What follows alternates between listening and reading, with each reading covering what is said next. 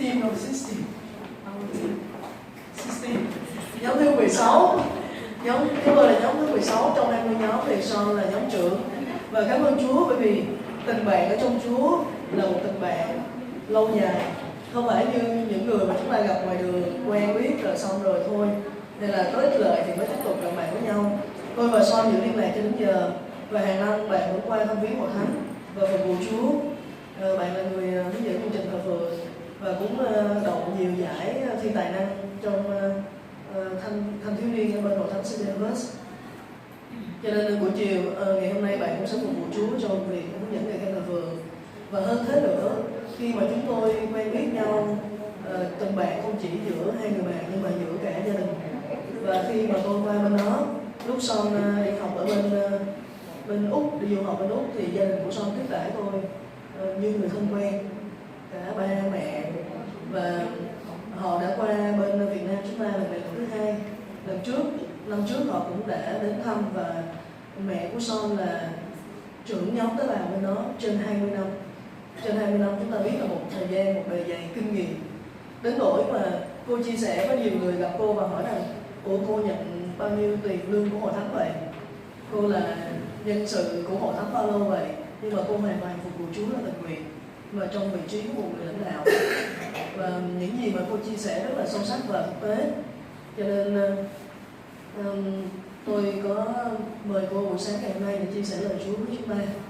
Và trước khi giới thiệu cô Helen thì tôi muốn cả nhà Son đứng lên, em trai và ba mẹ. So the whole family please stand up please. Chúng ta một tay khích lệ họ.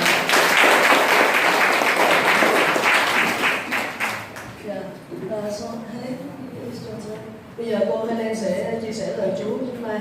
Và buổi sáng ngày hôm nay tôi muốn giới thiệu Ái Xuân là một thành viên, một nhân sự của hội thánh thế hệ mới được giấy lên. Em cũng phục vụ Chúa trong ngày khen lời phượng, trong việc dịch thuật. Hội thánh thế hệ mới rất được phước khi mà có Xuân tham dự. Quý vị sẵn sàng nghe lời Chúa.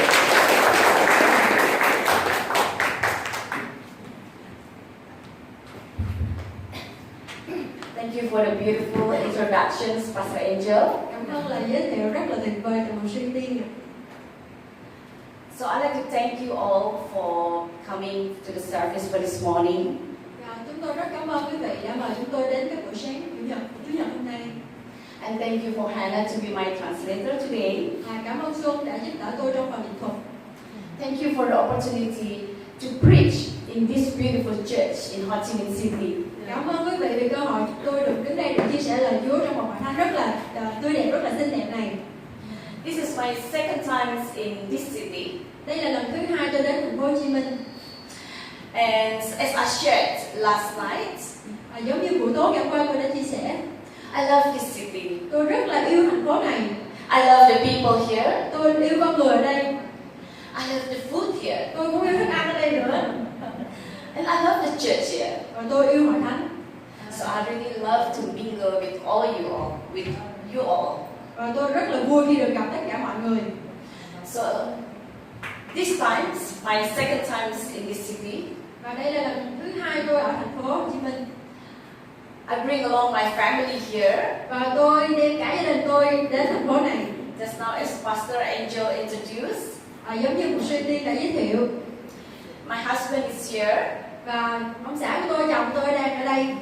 We have been married for 27 years. Chúng tôi đã kết hôn được 27 năm rồi.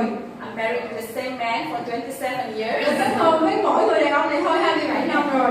And two of my beautiful children are here as well. Và hai đứa con rất là xinh đẹp của tôi ở đây. Might be some of you familiar with my daughter Sean. Và có lẽ là một vài người đã gặp con gái tôi là Sean. She just started working last month. Và tháng rồi thì Sean bắt đầu đi làm việc. And my son last year just finished his national service. Và năm ngoái thì con trai của tôi vừa hoàn thành nghĩa vụ quân sự. And he continue with his university right now. Và bây giờ đang tiếp tục học đại học. So we are from Singapore. Và chúng tôi đến từ Singapore. Though that's original, I'm from Indonesia. Và tôi là người gốc Indonesia. And my husband is from Hong Kong. Và chồng của tôi đến từ Hồng Kông. But we end up in Singapore. Nhưng mà chúng tôi cư ngụ sống trọng ở Singapore. It's a little bit complicated story. Có phải là một câu chuyện hơi phức tạp phải không ạ? So maybe next time when we have the opportunity, I would like to share more. Và lần sau nếu mà có cơ hội thì tôi sẽ chia sẻ cái điều này thêm nữa. Alright. As I mentioned just now, I love Ho Chi Minh City, I love Vietnamese food. Và giống như tôi đã đề cập là tôi rất là thích thành phố Hồ Chí Minh và tôi cũng thích đồ ăn ở đây nữa. I love the dry noodle with the lemongrass pork chop. Đúng rồi. Tôi thích cái món bún thịt nướng. I know in Singapore, it's not fair. In Singapore, it's very limited choices of Vietnamese food. Ở Singapore thì không có nhiều đồ ăn Việt Nam. So in here, I tasted different kind of.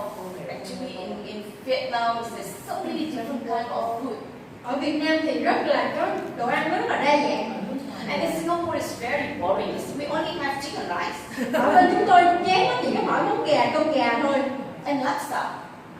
Hết rồi. Giờ hết rồi. Dạ hết rồi. The spicy noodle. Và là cái món mì cay. Yeah, so it's so boring. But in here, so many.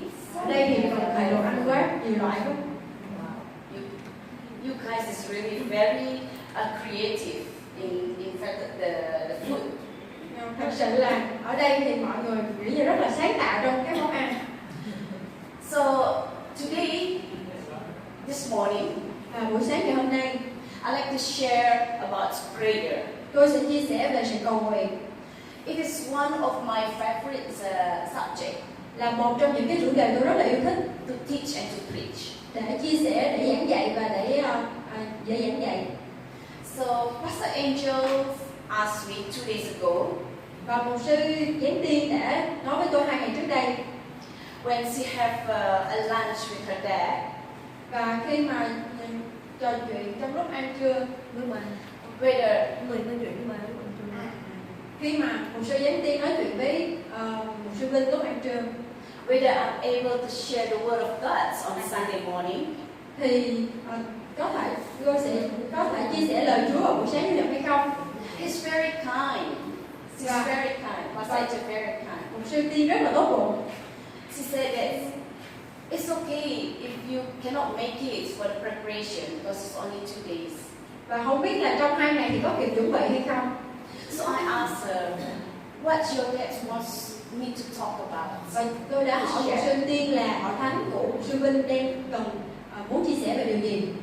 And she says, talk about prayer. Và mục sư nói rằng hãy nói về sự cầu nguyện. And I can say no. I cannot say no for that my favorite subject. Và cái đó là vấn đề mà tôi yêu thích cho nên tôi không thể nào từ chối được. I cannot reject it. Tôi không thể nào từ chối được. Because I really love to pray. Bởi vì tôi rất yêu thích sự cầu nguyện. Prayer is a breath of God. Và sự cầu nguyện giống như là hơi thở của Chúa. It is the oxygen of every believers. Và đó giống như là oxy cho những người tín hữu.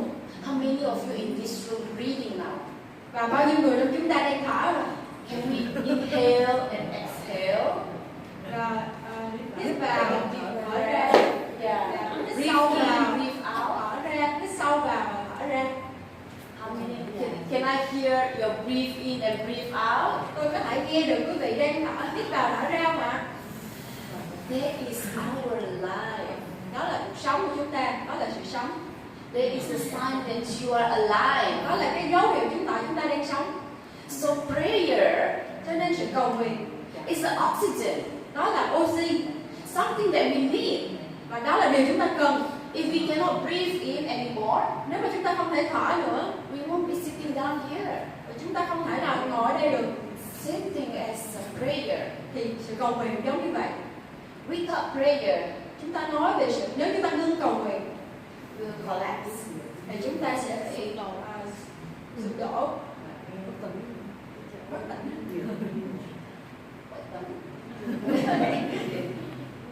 I tried to catch some of the Vietnamese words, but it's so difficult. Tôi cố gắng làm thêm cái từ tiếng Việt mà khó quá. I'm terrible not in English, in language. Tôi cố gắng ở trong cái ngôn ngữ này. My children give up to teach me Mandarin. Nhớ con của tôi nó từ bỏ cái việc dạy tiếng Hoa cho tôi.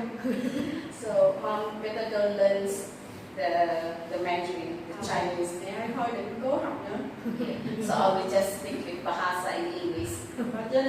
nói được tiếng Bahasa là tiếng của Indo và tiếng Anh thôi. So today I'm going to talk about prayer. Hôm nay tôi sẽ nói chủ đề về sự cầu nguyện.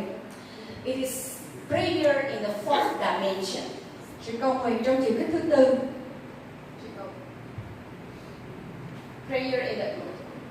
Prayer in the fourth dimension. Sự cầu nguyện trong chiều kích thứ tư. As I mentioned just now early on, Và điều mà tôi muốn nói đây that we know that we need to breathe in. là chúng ta cần phải có hơi thở hít vào. That means we need to pray. Có nghĩa là chúng ta cần phải có sự cầu nguyện. But at the same time, Christians also facing challenges when we pray. Và nhưng mà Cơ đốc nhân đối mặt với những cái sự thách thức trong sự cầu nguyện. We have difficulty to spend time with God. Chúng ta gặp những sự khó khăn khi mà chúng ta dành thời gian với Chúa. We are restless when we pray. Khi chúng ta cầu nguyện giống như là chúng ta không được tranh đấu.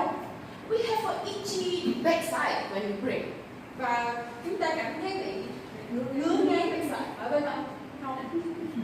So we have to quickly move up. Cho nên là khi chúng ta phải nhanh chóng ngưng cái việc cầu nguyện. And gradually we stop praying. Và dần dần chúng ta ngưng cái việc cầu nguyện. When we didn't see the results. Khi mà chúng ta không thấy được kết quả. We stop praying. Chúng ta ngưng cái việc cầu nguyện. When we didn't receive the answer from God. Khi chúng ta không nhận được sự đáp lời của Chúa. We start lose heart. Chúng ta bị nản lòng. When we didn't receive that answer. Khi chúng ta không nhận được sự đáp lời. So, because we know that we are Christians, bởi vì chúng ta biết rằng mình là Cơ đốc nhân, we just pray for the sake of prayer. Chúng ta phải cầu nguyện bởi vì chúng ta phải cầu nguyện. We pray before we sleep. Chúng ta cầu nguyện trước khi ngủ. At night. Chúng ta cầu nguyện mỗi tối trước khi ngủ. Or we pray before we eat. Và hoặc là chúng ta cầu nguyện trước khi ăn. So we pray at least like 4 times a day. Chúng ta cầu nguyện ít nhất 4 lần một ngày. We eat 3 times a day. Mình ăn 3 lần một ngày. We sleep at night. Và mình ngủ. So we pray for the sake of prayer. Cho nên là mình cầu nguyện bởi vì phải cầu nguyện thôi. So today I want to talk about praying in the fourth dimension. Nhưng mà hôm nay tôi muốn nói về sự cầu nguyện bốn mặt hay là chiều kích thứ tư. Let's take a look to this Habakkuk from the book of Habakkuk chapter 2 verse 1 to 3. Chúng ta hãy cùng xem ở trong Habakkuk đoạn 2 từ câu 1 đến câu 3. Which is I'm going to share from the easy reading version. Và tôi sẽ chia sẻ trong cái bản mà Kinh Thánh EAV. So first one here is say that I will stand like a guard and watch. I will wait to see what the Lord will say to me. I will wait and learn how He answers my questions. Tạm dịch là tôi sẽ đứng như người canh gác, tôi sẽ chờ xem Chúa sẽ phán với tôi điều gì, tôi sẽ chờ và học cách Ngài trả lời với những thắc mắc của tôi ra sao. And God answered Habakkuk. The Lord answered me. Write down what I show you. Write it clearly on the signs so that the message will be easy to read. Đức Giê-hô-va trả lời cho Habakkuk. Đức Giê-hô-va trả lời tôi, hãy ghi lại điều ta chỉ cho con, ghi lại rõ ràng trên một tấm bảng để sứ điệp dễ dàng đọc được. This message is about a special time in the future. Sứ điệp này về một thời kỳ đặc biệt trong tương lai. This message is about the end that will come true. Sứ điệp về sự cuối cùng và nó sẽ thành hiện thực. Just be patient and wait for it. Hãy kiên nhẫn và chờ đợi nó. That time will come. It will not be late. Nó sẽ đến đúng thời điểm, không chậm trễ đâu. You know that we live in an instant generation. Chúng ta đang sống trong một cái thế hệ tức thì. Like the fish farm. Giống như là những cái trang trại nuôi cá. They will grow the fish within weeks. Họ nuôi cá rất là nhanh trong vòng vài tuần. Like the salmon, giống như là cá hồi, grouper, cá mú, cod fish, cá tuyết, tilapia fish, cái loại tilapia giống như là cá điêu hồng của mình. I'm not sure whether you have the tilapia here. Singapore, it's very common to have this tilapia. Yeah.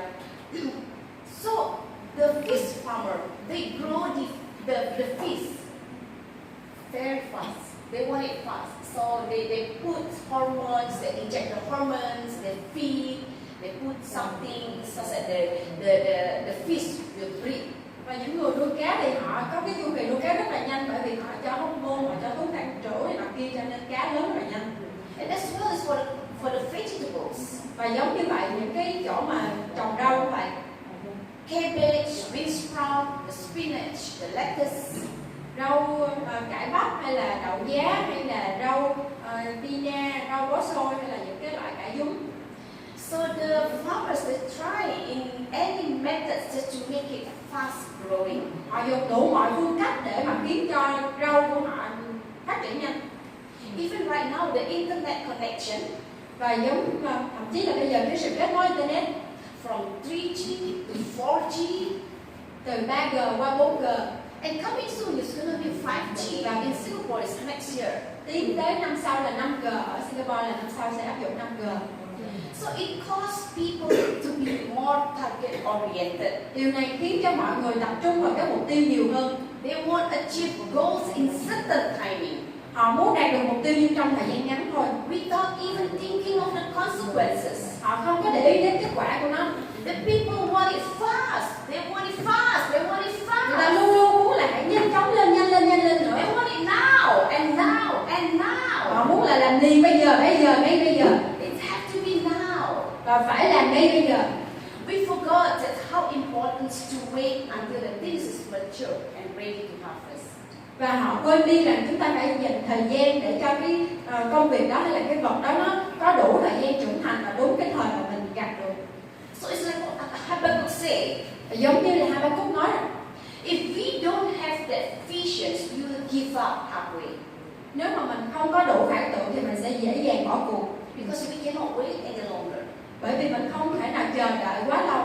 Which is from Habakkuk chapter 2 verse 2 and 3 in New King James Version. Và giống như ở trong bản Habakkuk đoạn 2 từ câu 2 đến câu 3, bản dịch King James. So in verse 2 it says, write the vision and make it plain on the tablet. Ngươi khá chép điều này, ngươi khá chép lấy sự hiện thấy và rõ rệt nó ra trên bảng, that he may run who read it. hầu cho người đương chạy đọc được. For the vision is yet for the appointed time, Vì sự hiện thấy còn phải ứng nghiệm, but at the end will speak, vì sự hiện thấy còn phải ứng nghiệm trong and kỳ it nhất will not lie. sau cùng nó sẽ tiếp đến. Though it tarries, Họ không phải nhớ đâu. wait for it, Nếu nó có chậm trễ hãy chờ đợi, because it will surely come. bởi vì nó chắc chắn sẽ đến, It will not tarry. không chậm trễ. This is the word of God says. Đây là lời của Đức Chúa Trời. Wait for it. Hãy chờ đợi, Wait for it. hãy chờ đợi, Because it will surely come. bởi vì điều đó chắc chắn sẽ đến, Will not be tarry. không chậm trễ đâu. God will make sure it will be come to pass. Chúa hứa rằng điều đó sẽ đến, Will not be tarry. điều sẽ không chậm trễ, Surely come.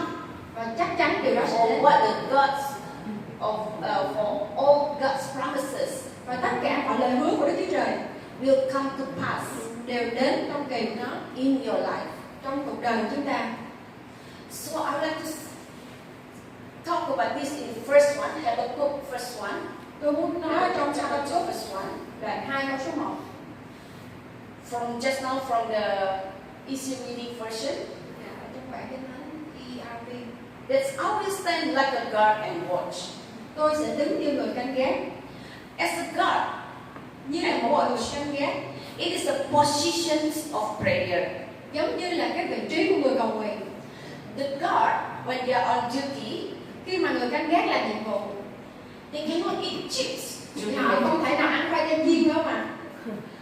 They cannot be sleepy. Họ không thể nào cảm thấy buồn ngủ, Close the eyes. không thể nhắm mắt được When it's on duty. khi mà họ đang thi hành nhiệm vụ. Or the guard, they cannot search internet. Họ cũng không thể nào lướt internet được. They cannot use the handphone Họ không thể nào sử dụng điện thoại when it's on duty. khi họ đang thực hiện nhiệm vụ của mình. The guard have to stay alert and be watchful. Và Chúa nói với chúng ta rằng chúng ta phải ở trong trạng thái tỉnh thức và canh chừng, Put the eyes open wide khi làm cho mắt của mình mở to lên to be watchful. để mà canh chừng. When is the enemy come? Khi nào quân địch đến, is when the terrorists come. khi nào kẻ thù đến, They will be watchful. cho nên phải ở trong trạng thái tỉnh thức và canh chừng. So when we pray, Khi mà chúng ta cầu nguyện, we're just like the guard. chúng ta hãy giống như là người canh gác. Yes, we need to wait. Chúng ta phải chờ đợi, Like Habakkuk said, giống như Habakkuk, slowly, surely, phải chậm rãi và chắc chắn. wait patiently. Và chúng ta chờ đợi trong But kiên the nhẫn. time will come. Và khi đến kỳ của nó, And when God speaks, và khi Đức Chúa Trời phán, God will give you the vision Ngài cho chúng ta cái khải tượng. where you are able to picture it. Và khi mà chúng ta có thể hình dung ra nó được, And Habakkuk tell us và Habakkuk cũng cho chúng ta biết rằng to write it down. hãy viết lại điều đó That vision, để cho khải tượng này write the vision from God là khải tượng đến từ Chúa, and keep it where you can easily see it. và giữ cho nó ở một nơi mà mình có thể dễ thấy được. Keep it in your heart. Hãy giữ điều đó trong lòng của mình. And we call this also as a fourth dimension. Và chúng ta gọi điều đó là chiều kích thứ tư. What is fourth dimension? Vậy thì chiều kích thứ tư là gì? Okay, let's take a look before we go to fourth dimensions. Và trước khi chúng ta đi đến cái định nghĩa về chiều kích thứ tư, I want you to take a look. What is the two-dimensional is? thì chúng ta sẽ xem là cái sự vật sự việc có hai chiều kích là gì. I prepared a PowerPoints for the two dimensions. Two-dimensional. Yes. Two-dimensional is having or appearing to have length and breadth, but it's no depth. Like depth or substance superficial. Và cái vật nó có hai chiều kích, nghĩa là nó chỉ có về chiều ngang và chiều rộng thôi, và nó chỉ có dạng mặt phẳng chứ không có chiều sâu. And for three dimensions, the three before, yes, after this. No, So just next now. up, The next one. which one? Oh no, before. Yes, this one. Okay. This is the three-dimensional. Và cái vật nó có ba mặt, So have the length, have the breadth, and have the depth. có chiều dài, chiều rộng và chiều cao. So now let's go to fourth dimension. Bây giờ chúng ta sẽ đến cái vật có bốn mặt. So this is dimension that have additions of length, breadth, and depth specifically. Là một cái chiều kích không chỉ bao gồm chiều dài, chiều rộng và chiều sâu nữa. Coordinates in addition of three rectangular coordinates, especially when interpreted as the time coordinates in the space-time continuum. Cụ thể là một cái sự kết hợp giữa ba cái chiều kích lúc ban đầu, và khi mà được hiểu trong cái khía cạnh về thời gian thì nó bao gồm cả về thời gian lẫn không gian. So in another word for fourth dimensions is faith. Và khi nói về chiều kích thứ tư là mình đang nói về đức tin. And the Bible mentions what is faith. Và Kinh Thánh cho chúng ta biết định nghĩa về đức tin. Let's take a look to Hebrew 11 verse 1 to 3. Chúng ta hãy xem trong Hebrew đoạn 1 câu 1 đến câu 11, câu 1 đến câu 3. Hebrew 11 1 to 3. Now faith is the substance of things hoped for, the evidence of things not seen. Đức tin là sự xác quyết về những điều mình đang hy vọng, là bằng chứng của những điều mình chẳng xem thấy. And by faith we understand that the words were framed by the word of God. Bởi đức tin chúng ta, thật vậy nhờ đức tin mà chúng người xưa được lời chứng tố. So that the things we are not seen were not made of things which are visible. Bởi đức tin chúng ta biết rằng vũ trụ được dựng nên bởi lời của Đức Chúa Trời, đến nỗi những vật thấy được hình thành từ những vật không thấy được. So faith talking about you cannot see with your physical eyes, Đức tin nói với việc những điều mà chúng ta không thể thấy được bằng mắt thường, but you are able to see it with your spiritual man. nhưng mà chúng ta có thể thấy được bằng mắt thuộc linh.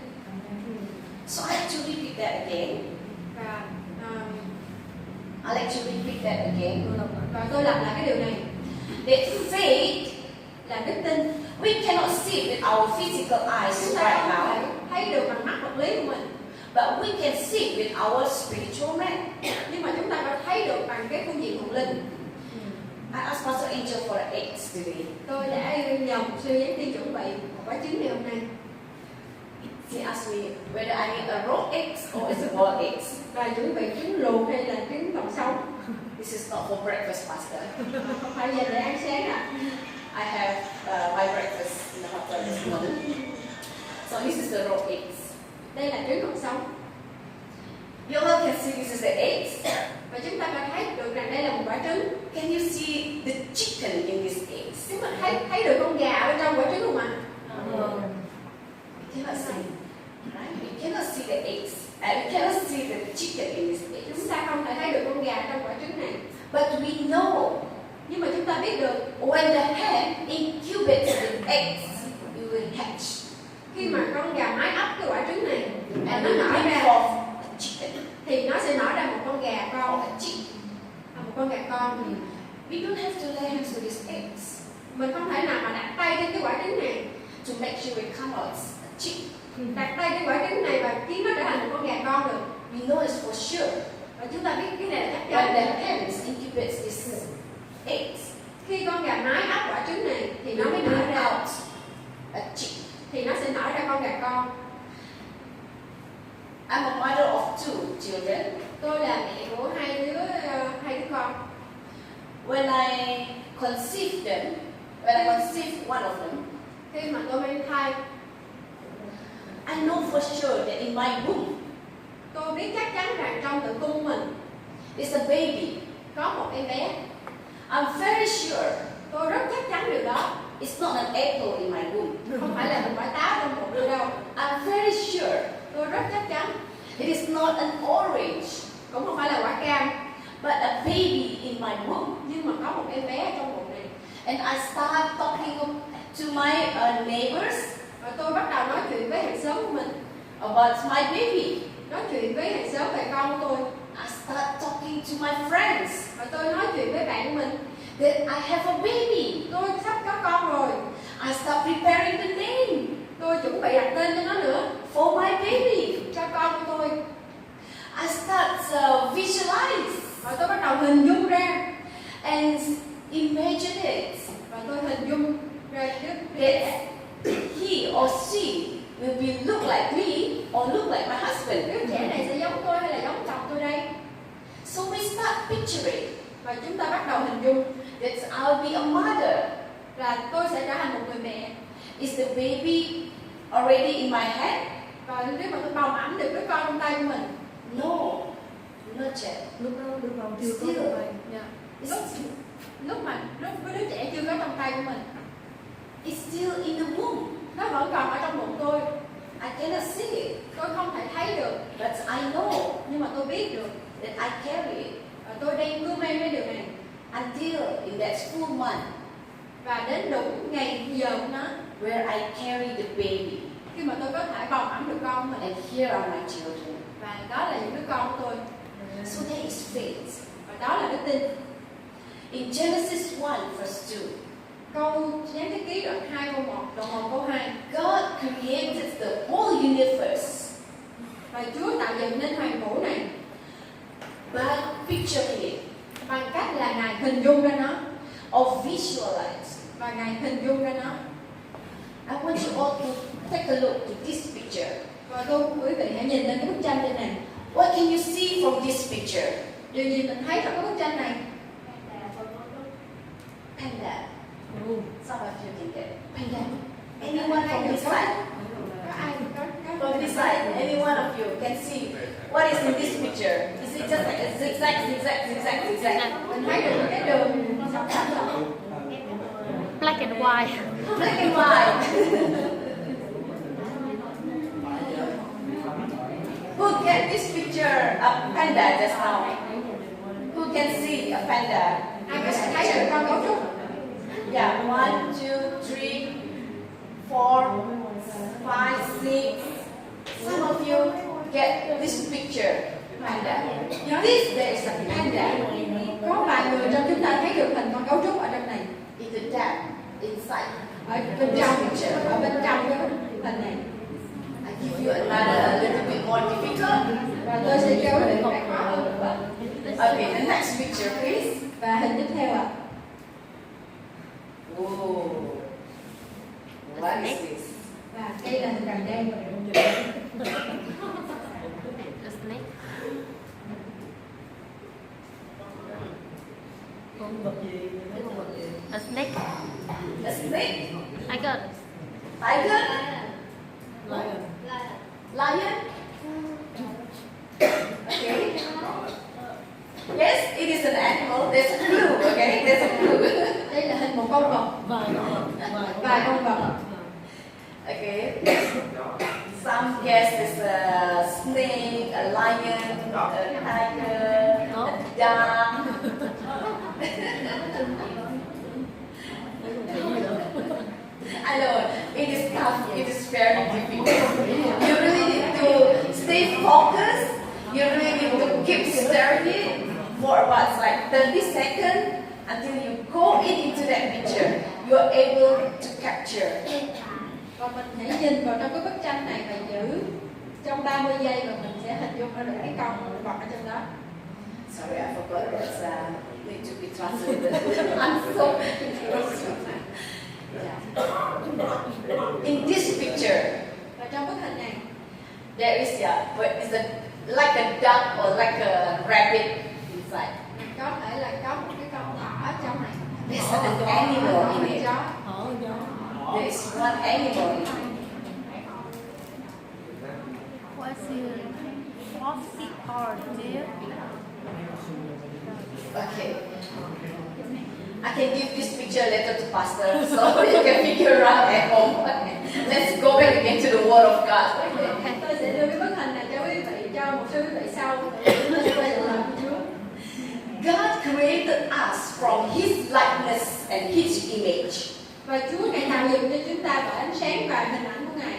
That means God has given us the ability Cho nên Chúa Ngài ban cho chúng ta cái khả năng to visualization, có thể hình dung ra được, to see the picture, có thể tưởng tượng ra, the imagination sự tưởng tượng in our mind. trong tâm trí của chúng ta. How many of you that you are created not from the eggs? Và chúng ta biết rằng chúng ta không phải được tạo dựng nên từ một cái quả trứng, Từ con khỉ. Con khỉ. từ con khỉ. From His likeness, Nhưng mà Chúa tạo dựng nên chúng ta image. theo ảnh tượng của Ngài. So we have that ability Cho nên chúng ta có cái khả năng to visualize. để có thể hình dung ra được. So today, Cho nên hôm nay we want to pray chúng ta phải cầu nguyện in that fourth dimension. trong chữ cái thứ tư. So that means when we pray, Điều này có nghĩa rằng khi mà chúng ta cầu nguyện we start conceiving và chúng ta phải được chắc chắn a picture phải nắm lấy được cái bức tranh and we incubate it và chúng ta cưu mang nó with His Word. bởi lời của Đức Trời. Amen. So when we pray, one more time, I'm going to repeat that until you all get it. Và tôi xin được lặp lại đến khi mà chúng ta nắm được cái điều này. We want to conceive that picture Đó là chúng ta hãy nắm lấy hay là nhận lãnh cái bức tranh là cái khải tượng, just like a pregnant lady giống như là một người phụ nữ đang mang thai and incubate it và cưu mang lấy điều này with His promises trong lời hứa của Ngài or His Word. hay là trong lời của Đức Trời. So there is four elements Và có 4 cái yếu tố of praying in fourth khi dimension. mà chúng ta cầu nguyện trong chữ cái thứ tư. The first one is thinking. Đầu tiên đó là suy nghĩ, The second one is faith. thứ hai đó là đức tin, The third one is vision. và thứ ba là khải tượng, And the fourth one is words. và thứ tư là lời Chúa hay là sự công bố. So I want to talk the number one first, the first element, Tôi sẽ nói về cái yếu tố đầu tiên, the thinking. đó là suy nghĩ. Proverbs 33 verse 7. Ở trong Câu Rinh Tô nhất đoạn 2 câu, ở trong ngôn đoạn 23, For as he thinks in his heart, Trong so ngôn- is he. trong ngôn 23 câu 7, vì hắn nghĩ trong lòng mới chính là con người hắn, In our heart desire. và hắn nghĩ trong lòng thế nào thì hắn quả thể ấy. How many of you know that we have a big God?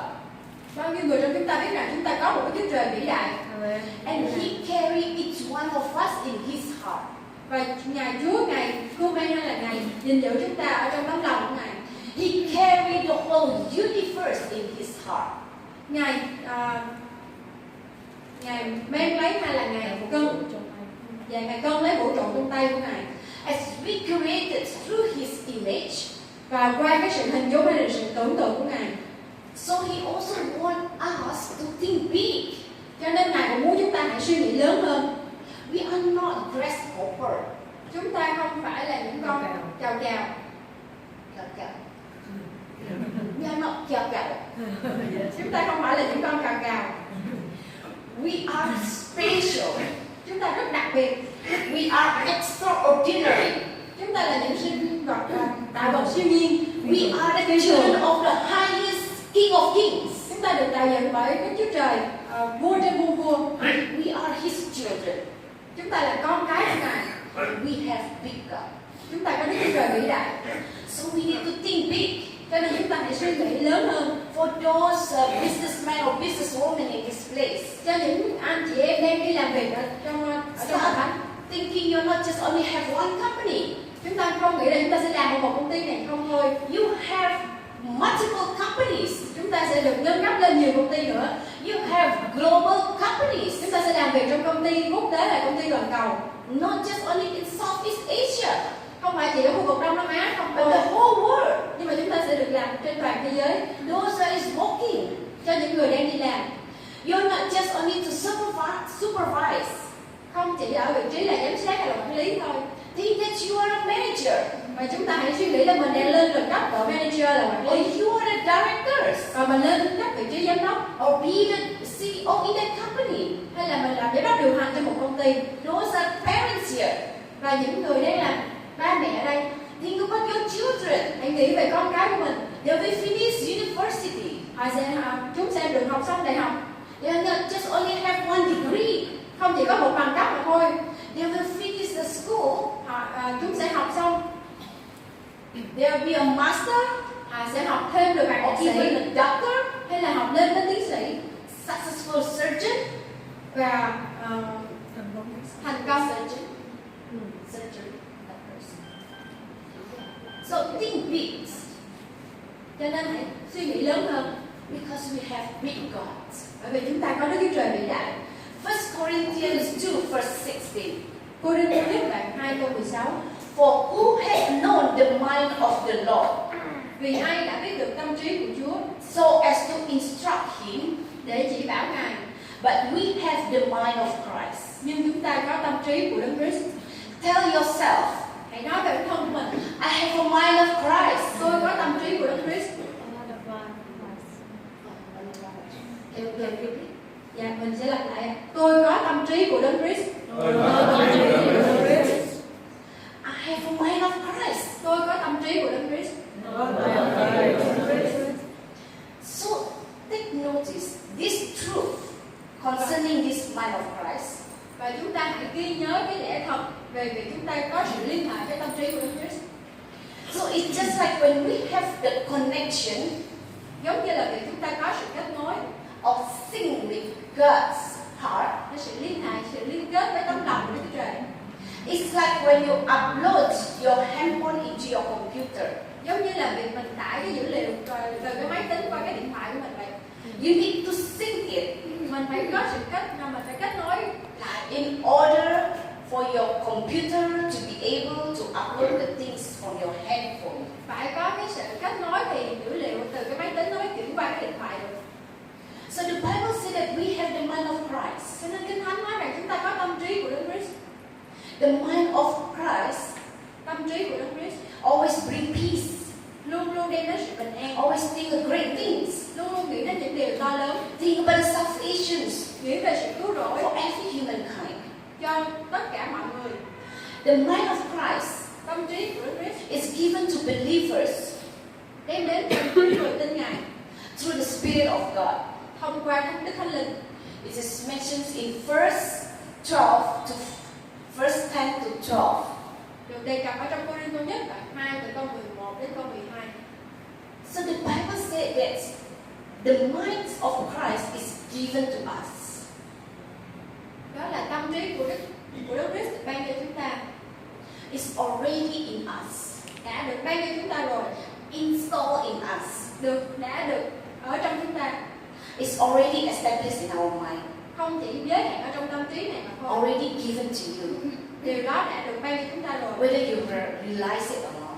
Và mình có nhận ra điều này hay không? Many times we don't realize it. Và khi mà chúng ta nhận ra được điều này that we have the mind of Christ. thì chúng ta sẽ nhận được tâm trí của Đức Christ. Because of the relationship with God. Bởi vì đây là cái sự ban cho của Chúa. So there are three levels. Đây là cái sự mối quan hệ với Chúa. So there are three levels of relationship. Và chúng ta có ba cái hai cấp độ trong mối quan hệ. Yeah, three levels of relationship. ba cái cấp độ trong mối quan hệ với Chúa. The first level is recognize. Và cấp độ đầu tiên đó là sự nhận biết. Recognize is you only know His name. Sự nhận biết giống như là mình chỉ biết về tên danh của Ngài. How many of you know United States President Donald Trump Bao nhiêu người trong chúng ta biết tên của tổng thống Mỹ là Donald Trump or Catherine Coleman, hay là Catherine Kuhlman, Smith Wigglesworth? Smith, Wigglesworth. Wigglesworth. He's the man of God. So we only know the names, Và chúng ta chỉ mới biết được cái tên thôi, but we don't have connections. nhưng mà mình không có sự kết nối, We don't know them well. mình cũng không có biết rõ về họ.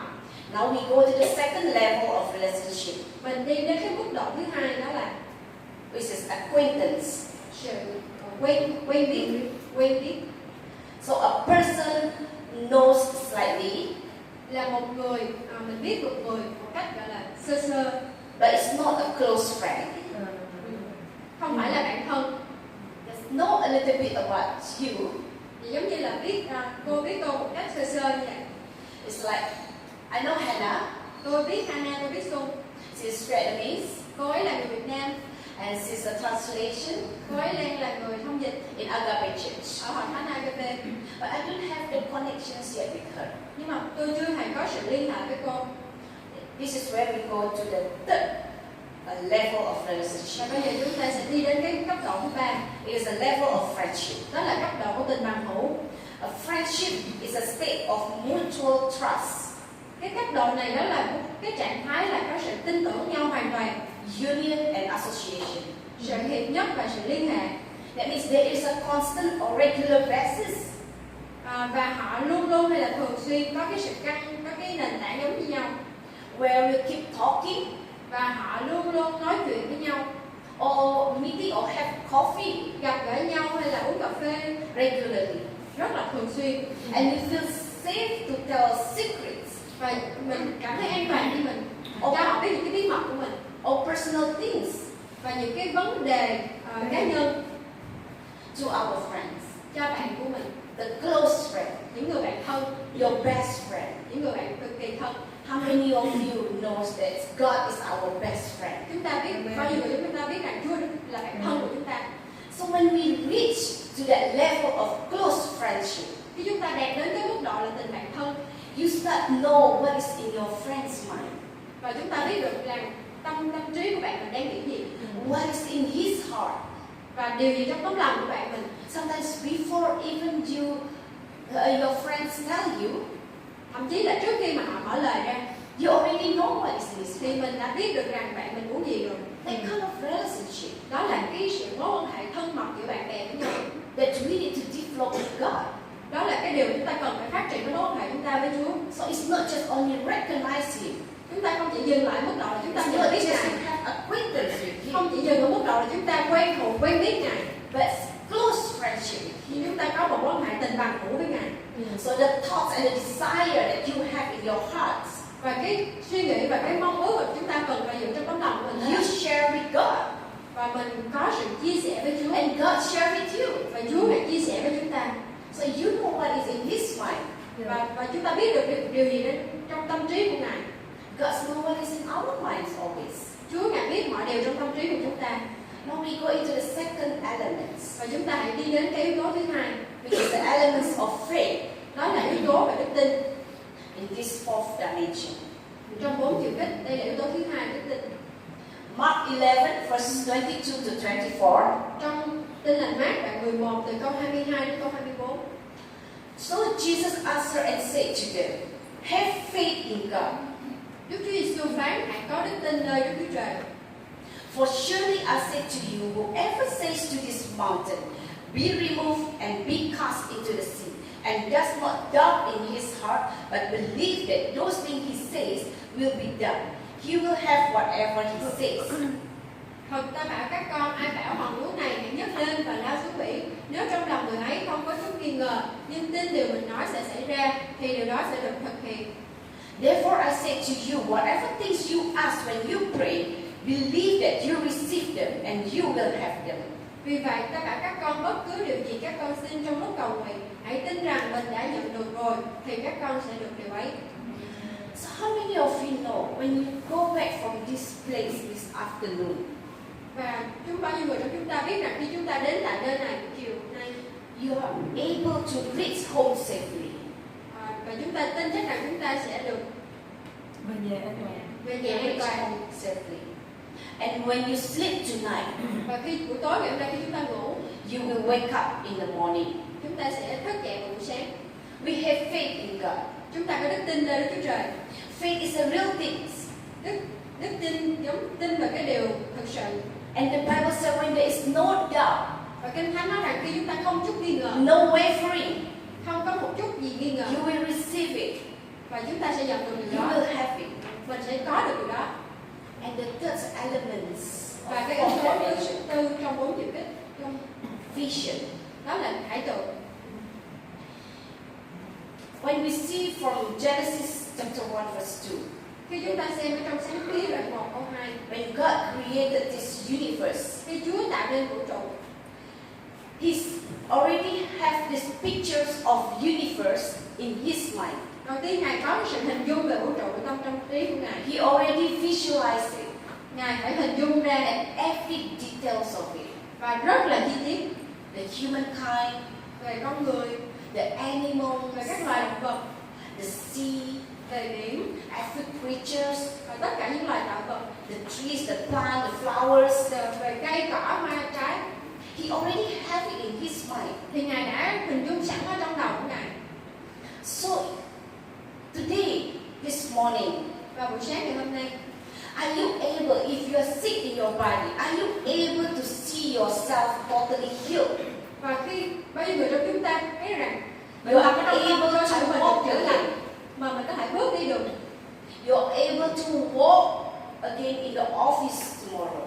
ngày mai mình có thể bước đến trong văn phòng của mình được, Or are you able to see that you will have your own house? và mình có thể hình dung ra được mình có sở hữu một căn nhà, A house with a beautiful garden, một căn nhà với có sân vườn, with many rooms, có nhiều phòng đó, huge living room, có một căn phòng khách lớn, big windows. có những cái cửa sổ lớn.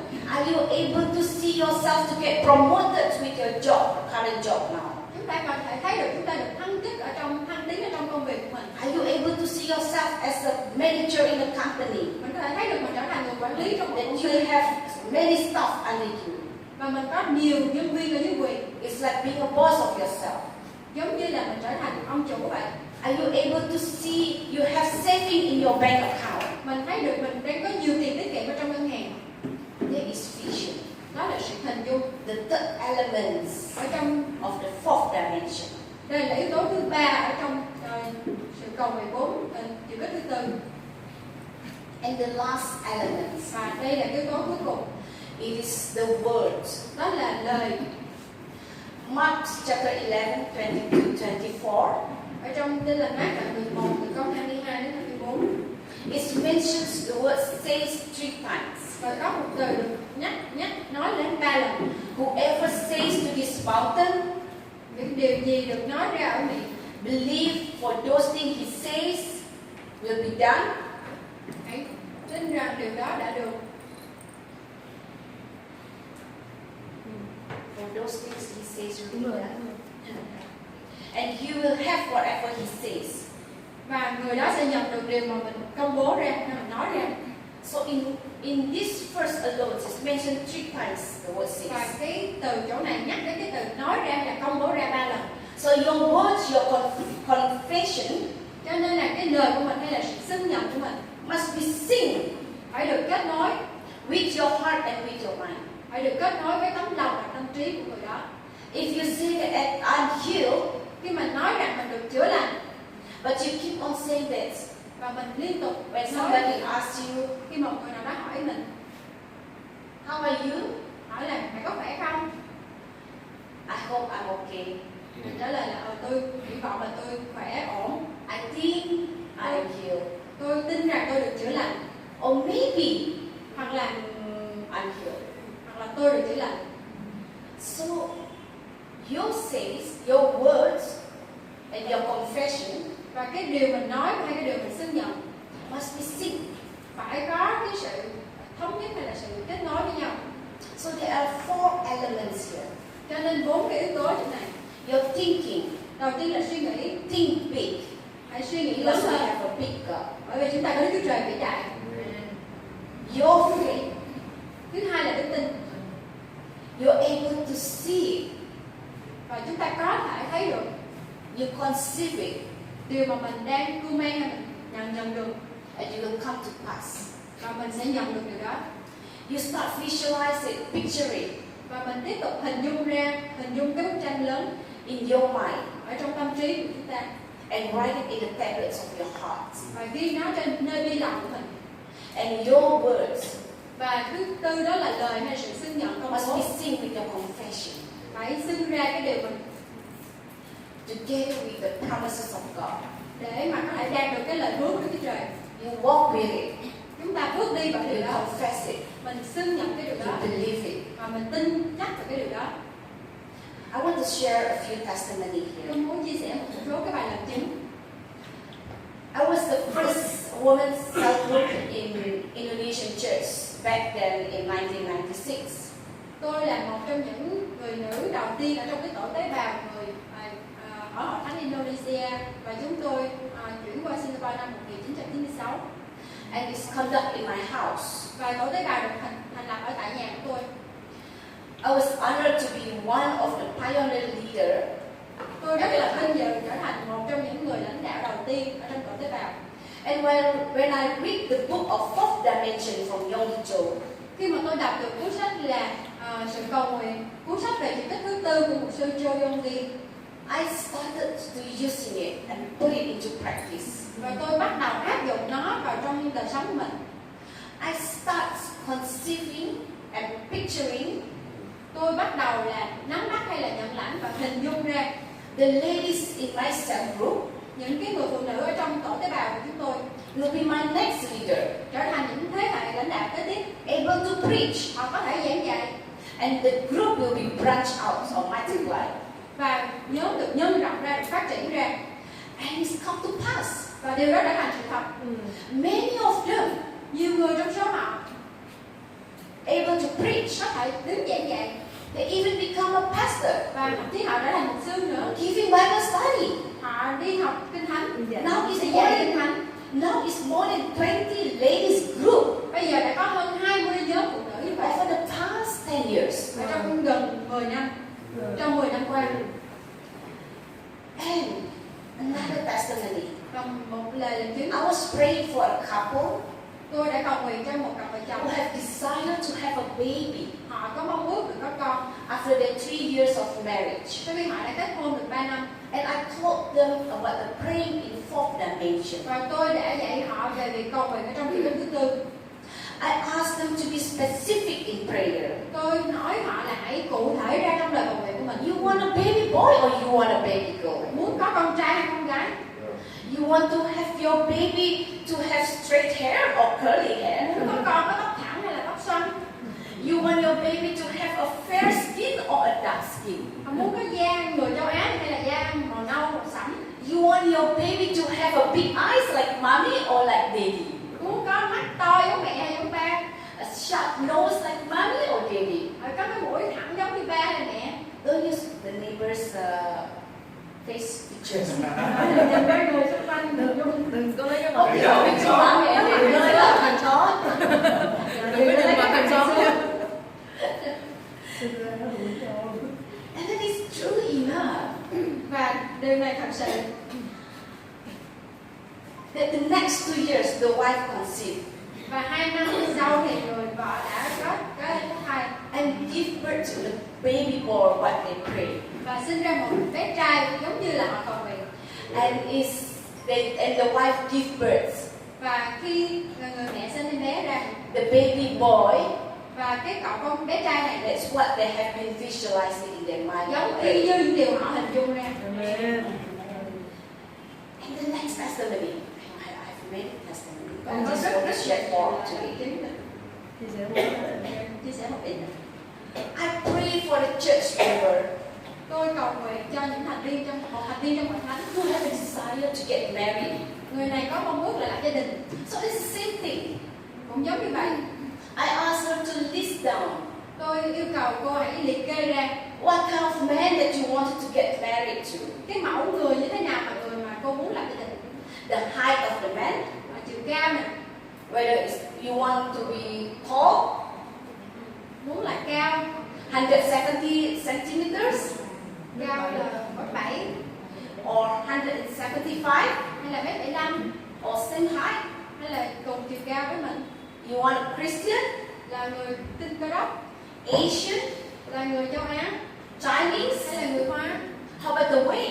Hay về cân nặng nữa, 70 kilo, 80 kilo, or 100 kilo? 70, 80 hay là 100 kg. The occupation of the man, Nghề nghiệp của người đàn ông đó, the nationality of the man. về quốc tịch. So I asked her to start picturing, Và tôi yêu cầu cô hãy bắt đầu hình dung ra, visualize it, hãy hình dung điều đó that you walking with the man và hình dung ra mình đang bước đi với người này, with the height that you ask, với cái chiều cao mà mình đã with cầu the nguyện, weight that you ask and với cái pray, cân nặng mà mình đã cầu nguyện, with the nationality, với cái quốc tịch mà mình đã hình dung hay mình cầu nguyện ra, and keep praying. và giữ đó trong sự cầu nguyện. And then true enough, after 1 year, Và đến kỳ là 1 năm sau, that prayer answered. và rồi được đáp lời. She married with the man that she prayed for and picturing. Cô ấy kết hôn với một người nam có y như những cái đặc điểm mà cô ấy đã hình dung ra. And my last testimony is about my family. Và cái điều mà làm chứng của tôi và gia đình của tôi là So I like to share my vision of my family, tôi bắt đầu chia sẻ khải tượng của mình cho gia đình của tôi, my marriage, về cái việc kết hôn của tôi, my children. về con cái. Can I show the picture of my family? Nhập quá, Just bắt not only luôn. Mở lên lại em ơi, nhập quá. the last picture. Đây chồng của phụ luôn. Yes.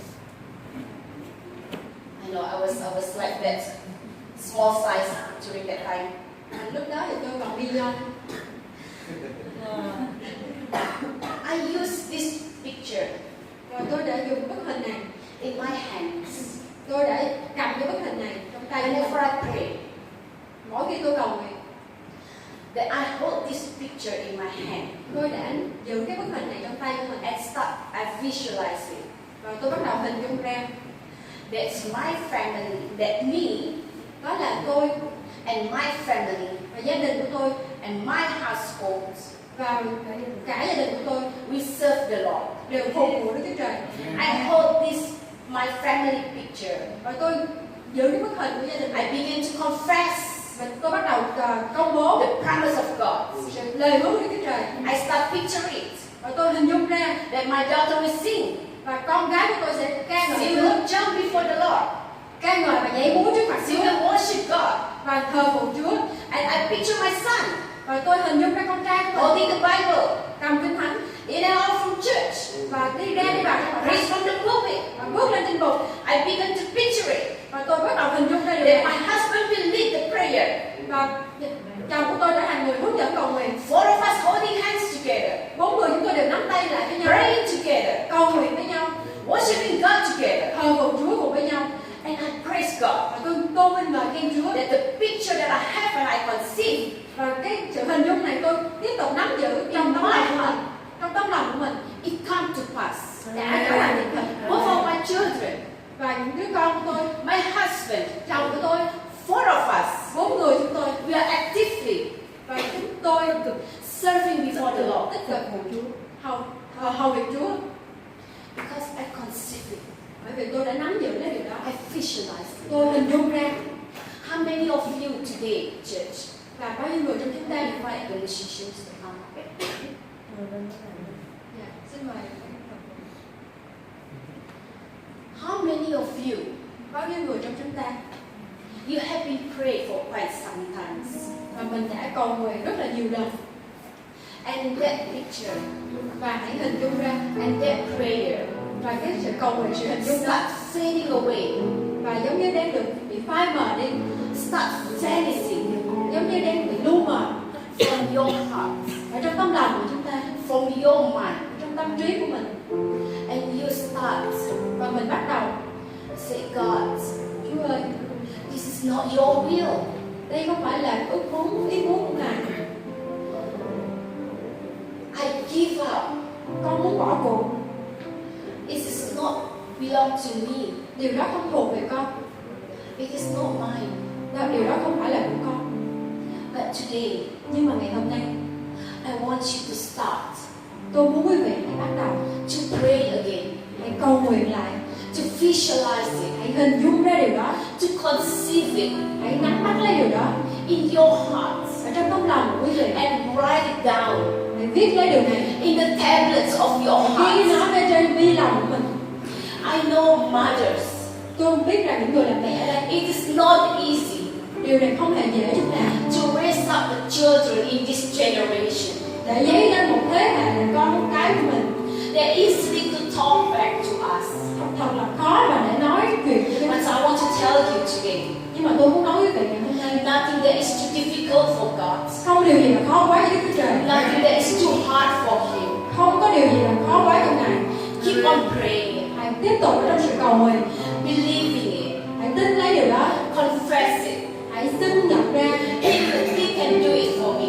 Chúa hãy làm điều đó cho tôi, He can do it for you. Chúa có thể làm điều đó cho quý vị. You and your household Quý vị và nhà của quý vị will serve the Lord. hãy sẽ phục vụ Đức Chúa Trời. Your children Con cái của quý vị will serve the Lord. sẽ phục vụ Đức Chúa Trời. Your children Con cái của quý vị will worship God hãy sẽ thờ phụng Đức Chúa with Trời all their hearts, với trọn cái tấm lòng của with chúng, all their strength, với trọn cái sức lực, with all their mind. với trọn cái tâm trí của chúng. I want you to picture it. Tôi muốn quý vị hãy hình dung I điều đó. want you to receive it Quý vị today. hãy nhận lãnh điều đó.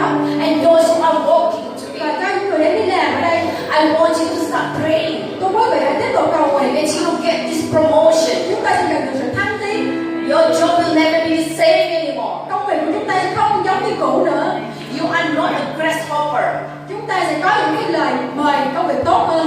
You are not ordinary. Chúng ta không là những người bình thường nữa.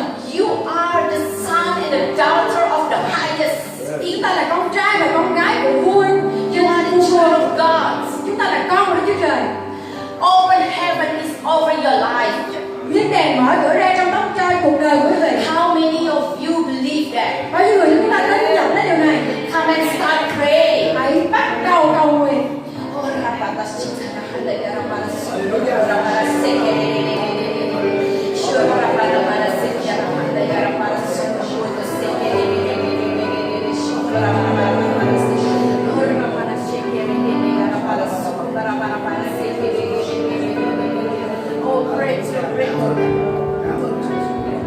Oh, breakthrough, come to pass, breakthrough.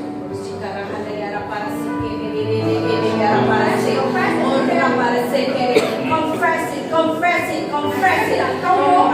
You start picturing, you start visualizing, you start imagining. You start visioning that your family together, one whole family, together with us, and worship the Lord. You start visioning that you are healed. Và chúng ta hãy hình dung chúng ta được sự chữa lành. How many of you in this place need a prayer? Ở đây, How many of you in this place need a prayer of a chúng ta ở đây breakthrough? cần sự cầu nguyện hay là sự đột phá? Maybe you are sick in your body. Chúng ta có bệnh tật ở trong cơ thể này. Maybe you feel hopeless, Đôi khi chúng ta cảm thấy mình thất vọng, or you feel faithless. mình cảm thấy là nản lòng. I want you to come to the front. Tôi muốn quý vị hãy đến, tiến về phía trước này.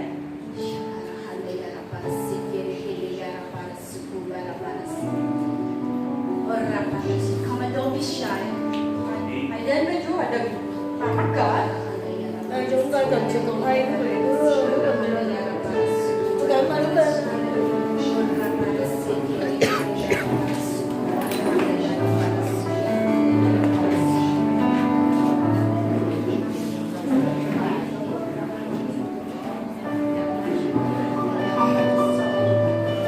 Tháng 8 này là cái chủ đề của chúng ta là sự cầu nguyện. Cho nên hôm nay tôi cảm ơn Chúa có dùng một người chị em của chúng ta hôm nay gần 50 rồi. Tuy nhiên Chúa thông biết cô có đứa con gái tên là San là từng giảng ở đây. Đây là một trong những người nữ thương gia được ơn ở trong cái hội thánh City of God Church ở bên Singapore. Và giờ này anh chị em nào có những nhu cầu nào chúng ta có thể đến đây, và tôi với tư cách là mục sư của chị em cũng như cô ở đây sáng nay có một sư giảng viên nữa có thể đặt tay cầu nguyện cho anh em trong vấn đề bệnh tật hoặc có nhu cầu nào đó. Chúa sẽ nghe lời để Chúa khôi phục lại cái sự nguội lạnh yếu đuối của chúng ta trong vấn đề cầu nguyện. Thì đây là cái hơi thở của chúng ta, đây là cái nhu cầu cần thiết. Xin sư bà cụ đưa lên mà anh chị em nào có cái nhu cầu nào cứ đến để cầu nguyện. Vì giờ này chúng ta cần Chúa nói rằng hãy yêu cầu Chúa, Chúa sẽ trả lời cho chúng ta một việc lớn hay là nhỏ. Nhưng việc lớn thì chúng ta không bao giờ nghĩ đến. Chúa hứa chúng ta khi chúng ta yêu cầu thì Chúa sẽ trả lời cho. Và ai có nhu cầu nào cứ đến về thương mại, về buôn bán, về dịch vụ, bất cứ cái điều nào anh chị em đến. Hãy đến.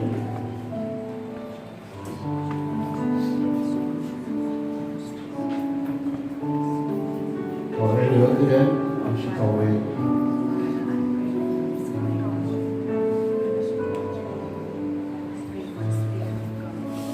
Chúng ta tin rằng là chúng ta yêu cầu Chúa, Chúa sẽ trả lời cho anh chị em.